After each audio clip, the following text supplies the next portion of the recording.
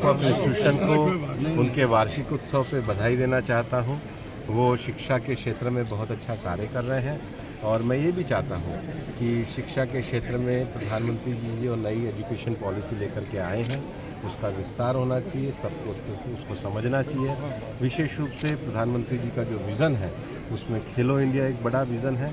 हम उसके लिए सांसद खेल उत्सव भी करा रहे हैं। अभी नया एक जो निर्णय सरकार ने वापस से जो विस्तार किया है अटल टिंकरिंग लैब का, ये क्यूरियोसिटी, क्रिएटिविटी और इनोवेशन, हमारे स्टूडेंट्स में ये तीन चीज़ें जो आनी चाहिए, साइंस, टेक्नोलॉजी, इलेक्ट्रॉनिक्स और मैथमेटिक्स, ये जो सरकार का स्ट्रीम है, साइंस, टेक्नोलॉजी, इलेक्ट्रॉनिक्स और मैथमेटिक्स, इन सारे विषयों में जो नया इनोवेशन आना चाहिए उसके लिए निश्चित रूप से हम क्षेत्र में कार्य करेंगे।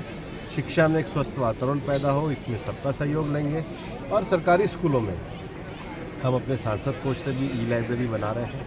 अभी हमारी वो संख्या 54 हो गई है, लेकिन मैंने जब चुनाव भी लड़ा था मैंने 50 विद्यालयों में अपना सांसद कोष दिया है, लेकिन हम इसको 75 तक लेके जाएंगे और आशा करेंगे कि ये कार्यक्रम और आगे बढ़े।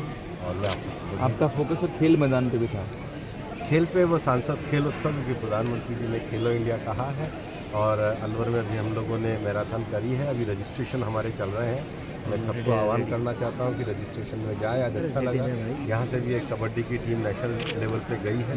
तो हम सारे जो अपने क्रिकेट को तो करेंगे ही, लेकिन जो अपने परंपरागत खेल हैं, बैडमिंटन है, वॉलीबॉल है, एथलेटिक्स है, लॉन्ग जंप है, शॉट पुट है, खो खो है, रस्साकशी है, इसको भी आगे बढ़ाएं। एक भीटेडा में लाइब्रेरी की बात है और एक बीड़ा से हटाने की बात है इलाके में। देखो, बीड़ा के मामले में मैं शुरू से एक चीज़ कहता रहा हूँ, बल्कि मैंने भिवाड़ी में भी कहा है और मैंने मुख्यमंत्री जी के सामने विषय भी रखा और मेरे को बड़ी खुशी है कि उन्होंने बहुत सकारात्मक विषय दिया है कि भिवाड़ी का हमारा जो इंडस्ट्रियल एरिया है ये उत्तर भारत के सबसे बड़े इंडस्ट्रियल एरिया में है। जब इसकी शुरुआत की गई थी तो बीड़ा के रूप में की गई थी। बाद में जैसे जैसे जनसंख्या का दबाव बढ़ा तो वहाँ बीड़ा भी है, हाउसिंग बोर्ड भी है, डीको भी है, भिवाड़ी नगर परिषद भी है, जिला परिषद भी है और उसके साथ अपना बहरोड का और अपना बांसुर तक का एरिया भी आता है और उसमें 2-3 नए डिस्ट्रिक्ट भी बन रहे हैं।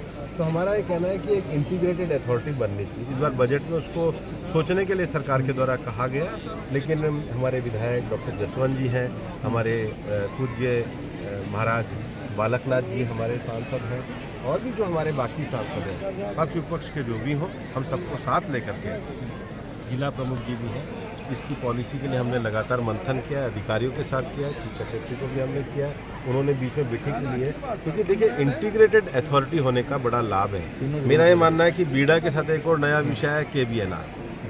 KBNR में अशोक गहलोत जी के समय में जो 40,000 करोड़ का निवेश आना था, केवल 24 करोड़ रुपए खर्च हुआ। अगर वो 40,000 करोड़ रुपए का निवेश हो जाता तो इलाके की आज दशा अलग होती। हम स्किल पे भी जोर इसलिए देना चाहते हैं और इसलिए हमने KBNR विषय को वापस से ऊंचा उठाने का काम किया और इंफ्रास्ट्रक्चर को लेकर के काम कर रहे हैं लगातार। ये तीनों जिले एक नए उसमें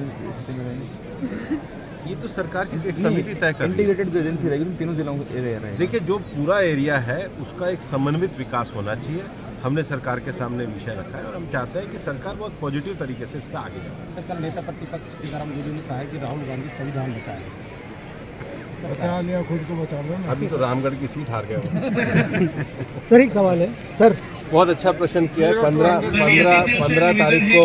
15 तारीख को 1 वर्ष पूरे हो रहे हैं। जो गहलोत साहब अपने शासनकाल में 2 बार मुख्यमंत्री रहने के बाद भी ERCP पे कुछ नहीं कर पाए, भजन लाल जी ने पूरा किया। जो गहलोत साहब के कारण हमारा KBNR पीछे पड़ा हुआ था उसको आगे बढ़ाकर रिसर्जेंट राजस्थान का काम भजन लाल जी ने किया। जो लंबे समय से हरियाणा के साथ भी कांग्रेस की सरकार इधर थी, कांग्रेस की उधर थी, चंबल वाले विषय के पानी को नहीं, अभी कार्यक्रम और भी लंबा चलेगा।